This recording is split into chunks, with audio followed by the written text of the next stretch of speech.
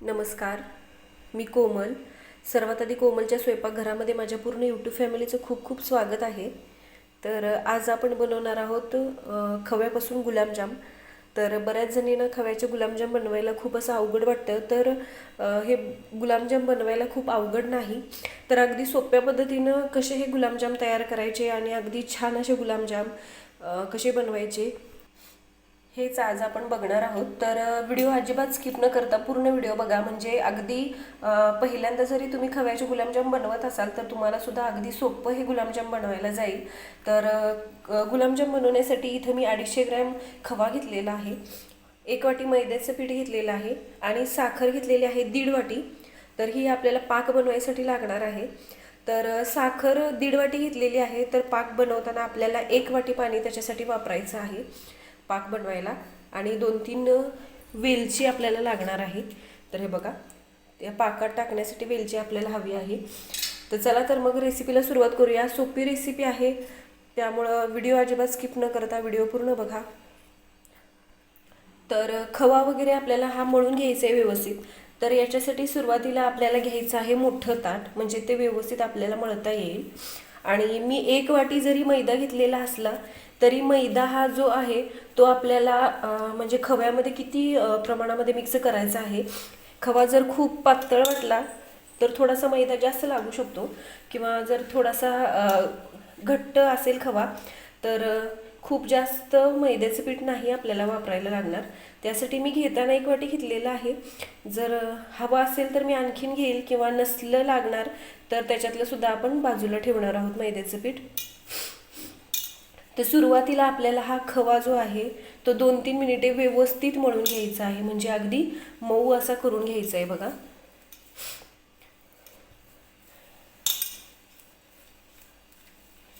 तर सुरुवातीला आपण छान असं हे मळून घेणार आहे गुलाबजाम बनवायसाठी खवा आणि मैद्याचं पीठ. खूप जास्त कोरडं असं जर हे पीठ वाटत असेल आपल्याला मळल्यानंतर तर अगदी थोडंसं दूध याच्यामध्ये आपण टाकू शकतो.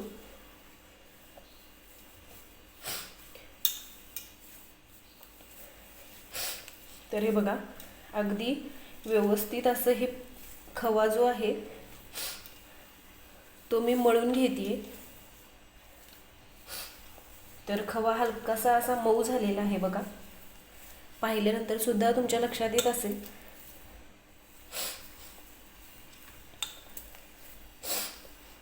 तर आता आपल्याला ह्याच्यामध्ये टाकायचा आहे मैदा. तर मैदा एकदम टाकायचा नाही बरं का, लागेल असा थोडा थोडा मैदा आपल्याला याच्यामध्ये टाकायचा आहे. तर हे गुलाबजाम बनवण्यासाठी आपलं जे आपण पीठ म्हणूयात तयार झाले हे कसं ओळखायचं, तर त्याचा छान असा गोळा तयार व्हायला पाहिजे आहे. त्यावेळेस समजायचं की हे मिश्रण जे आहे आपलं, जे आपण गुलाबजाम बनवायसाठी मळून घेतोय ते तयार आहे असं समजून जायचं. तर गुलाबजाम छान असे मऊ आणि अगदी रसरशीत व्हावे याच्यासाठी पहिली स्टेप जी आहे ती आपल्याला हे मळायचं आहे व्यवस्थित. तर जितकं चांगलं तुम्ही हे खवा वगैरे मळून घ्याल तेवढेच गुलाबजाम सुद्धा छान बनतात बरं का. तर हे बघा, आता मला आणखीन थोडासा मैदा याच्यामध्ये टाकावा लागणार आहे.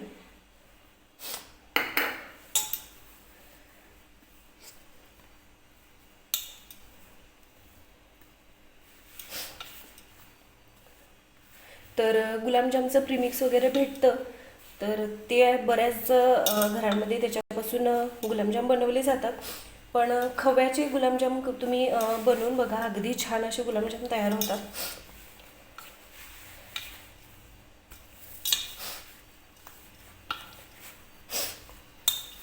तर हे पीठ जे आहे आपल्याला, म्हणजे खवा आणि मैदा जो आहे तो व्यवस्थित मळून घ्यायचा आहे. तर अगदी 7 ते 8 मिनिटं हे मी व्यवस्थित मळून घेणार आहे. म्हणजे बघा, तळताना वगैरे ज्यावेळेस आपण गुलाबजामचे गोल असे बनवतो तळण्यासाठी, त्यावेळेस त्याला अशा रेषा वगैरे पडलेल्या असतात. तर खूप जास्त अशा रेषा वगैरे नाही पडावं यासाठी आपल्याला हे छान असं मळून घ्यायचं आहे सुरुवातीला. तर आत्तापर्यंत मला 1 वाटीमधला अर्धा वाटी मैदा मी वापरलेला आहे याच्यासाठी.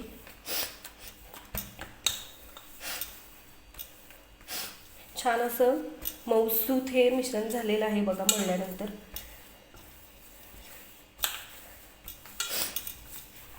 अगदी भाकरीचं पीठ वगैरे मळते तशा पद्धतीने मी हे छान असं मळून घेते.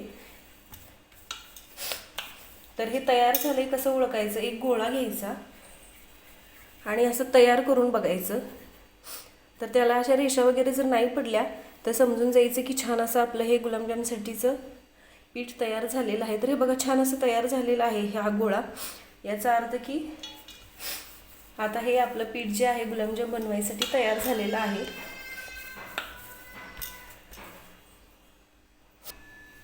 तर हे आता आपण थोडंसं झाकून बाजूला ठेवूया. तोपर्यंत आपल्याला बनवायचा आहे पाक. तर पाक बनवताना शक्यतो थोडासा मोठा टोप वगैरेच घ्यायचा, म्हणजे आपल्याला याच्यामध्येच गुलाबजाम मुरण्यासाठी ठेवायचे आहेत. तर पाक तयार करताना आपल्याला लाडूसाठी वगैरे बनवताना जसा पाक असतो तशा पद्धतीचा काही पाक बनवायचा नाही. हलकासा चिकट होईपर्यंत फक्त आपल्याला हा पाक तयार करून घ्यायचा असतो. तर मी 1.5 वाटी साखर टाकलेली आहे आणि याच वाटीनं मोठ्या वाटीने 1 वाटी पाणी मी याच्यामध्ये टाकून घेते. तर हे आपल्याला छान असं विरघळवून घ्यायची आहे बरं का साखर. तर आता मी काय करणार आहे, वेलची घेतलेली आहे, ती वेलची फक्त आपल्याला सोलून या पाकामध्ये टाकायची आहे. हे बघा अशीच ही आपण याच्यामध्ये टाकून घेणार आहोत. पाकाला छान अशी टेस्ट येते वेलचीमुळे. तर मी 3 वेलची घेतली होती, ती मी या पाकामध्ये टाकून घेणार आहे. तर तुमच्याजवळ जर केसर असेल तर तुम्ही या पाकामध्ये थोडंसं टाकलं तरी चालेल, पण माझ्याजवळ नाही. असं काही नाही की केसर टाकावंच लागणार आहे. तर आता मी एका चमच्याने ही साखर हलवून घेते बघा, म्हणजे आपल्याला हा छान असा पाक तयार करायचा आहे.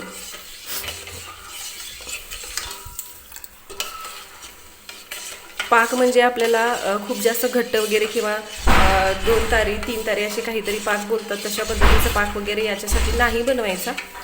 हलकासा चिकट होईपर्यंत फक्त आपल्याला हा पाक तयार करून घ्यायचा असतो.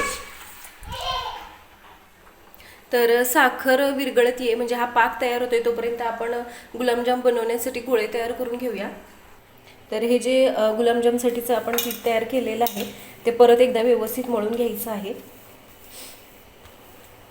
अगदी मऊसूत हे खव्याचं आणि मैद्याचं आपण जे पीठ मळले ते अगदी छान असं झालेलं आहे बरं का. तुम्ही बघू शकता हे बघा. आता याचे आपल्याला गोळे तयार करून घ्यायचे आहेत. तर तुम्ही हव्या त्या आकाराचे गोळे बनवू शकता बरं का. असे उबट गोळे जरी बनवले ना तरी खूप छान म्हणजे याचे गुलाबजाम तयार होतात. हे बघा अशा पद्धतीचे, किंवा गोल जरी बनवले तरी चालतील. तर एक सुद्धा याला अशी रेष वगैरे पडत नाही बघा. अगदी छान असे गुलाबजाम तयार होतात. तर छोटे छोटे गोळे आपल्याला तयार करून घ्यायचे आहे. हे बघा एवढ्या आकाराचे गोळे मी तयार करून घेते.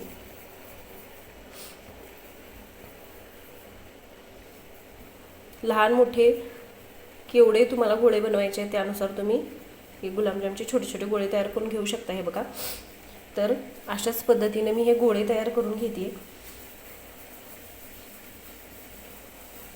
तर हाताने छान असं गोल करून घ्यायचं बघा. हे बघा अशा पद्धतीने. ते सुरुवातीला जरी हे गोळे छोटे दिसत असले तरी तळल्यानंतर ते आणखीन फुलतात आणि ज्यावेळेस आपण पाकामध्ये टाकतोय त्याच्यानंतर आणखीन ते थोडेसे मोठे झाल्यासारखे वाटतात बघा, ज्यावेळेस पाक त्याच्यामध्ये मुरतो. तर अशा पद्धतीने मी सगळे गोळे तयार करून घेते. तर हे बघा छान असा हा पाक मी तयार करून घेतलेला आहे. आता हे आपल्याला बाजूला ठेवून घ्यायचं आहे आणि आपल्याला गुलाबजाम तळण्यासाठी तेल गरम करून घ्यायचं आहे सुरुवातीला.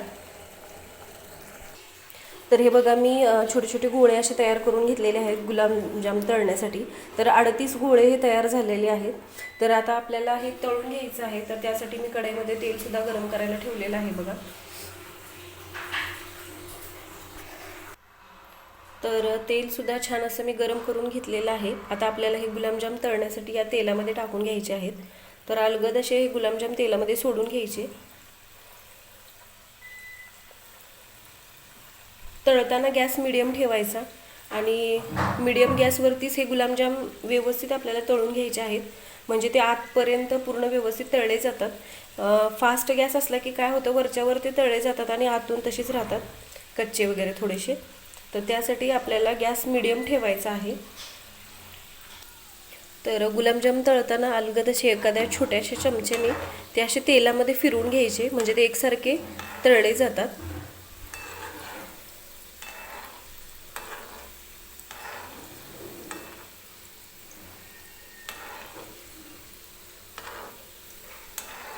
तळताना गॅस खूप जास्त फास्ट ठेवायचं नाही, हे लक्षात ठेवायचं आहे सुरुवातीला आपल्याला।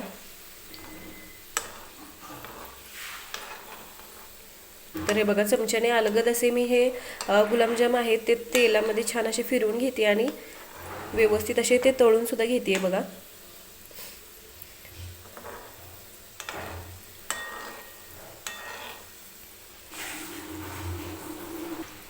तर हे गुलाबजाम मी छान असे ब्राऊन रंगावरती तळून घेतलेले आहे बघा। तर हे बघा, अगदी छान असे हे गुलाबजाम तळून घेतलेले आहेत मी। तर हे आता आपल्याला काढून घ्यायचं आहे।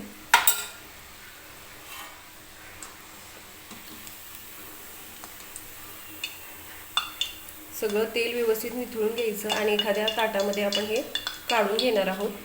तर अगदी छान असे हे गुलाबजाम, एखादा सुद्धा याला क्रॅक वगैरे गेलेला दिसत नाहीये बघा, तुम्ही बघू शकताय। तर हे मी एका ताटामध्ये काढून घेते तळून घेतलेले गुलाबजाम, आणि बाकीचे गुलाबजाम सुद्धा आपल्याला असेच तळून घ्यायचे आहेत।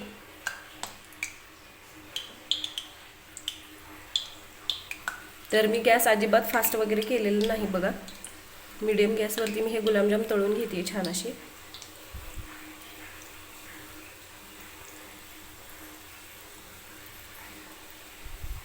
तर अशा पद्धतीने मी सगळे गुलाबजाम तळून घेणार आहे।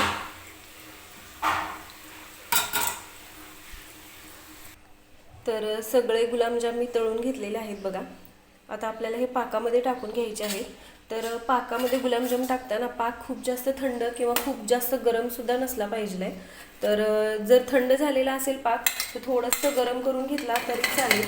तर आता हे आपल्याला गुलाबजाम जे आहेत ते मी पाकामध्ये बघा टाकून घेतलेले आहेत।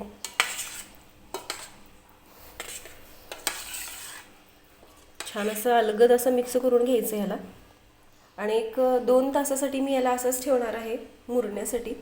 तर जितके हे गुलाबजाम मुरतील तितकेच छान असे हे गुलाबजाम लागतील खायला, आणि पाक जो आहे तो आतपर्यंत पूर्ण त्या गुलाबजामच्या मध्ये जाईल, आणि ते गुलाबजाम आणखीन असे ज्युसी होतील आणि खायला सुद्धा खूप छान लागतील। तर हे बघा, मी हे झाकून याला बाजूला ठेवून घेणार आहे।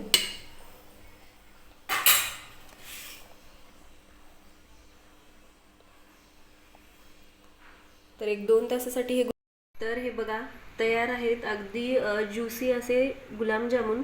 तर अगदी 2च साहित्यापासून आपण हे तयार केलेले आहेत आणि अतिशय छान असे गुलाबजाम तयार होतात। तर तुम्ही सुद्धा अशा पद्धतीने गुलाबजाम नक्की बनवून बघा। व्हिडिओ आवडला तर व्हिडिओला लाईक करा, शेअर करा, चॅनलला सबस्क्राईब करा, सोबतच बेल आयकॉन सुद्धा प्रेस करा, म्हणजे मी ज्या रेसिपीचे व्हिडिओज वगैरे अपलोड करते त्याचे नोटिफिकेशन तुम्हाला भेटतील। आणि अगदी साध्या सोप्या माझ्या ज्या रेसिपीज आहेत त्या तुम्हाला बनवायला सुद्धा तितक्याच सोप्या जातील। चला तर मग नक्की बनवून बघा अशा पद्धतीने खव्याचे गुलाबजामुन।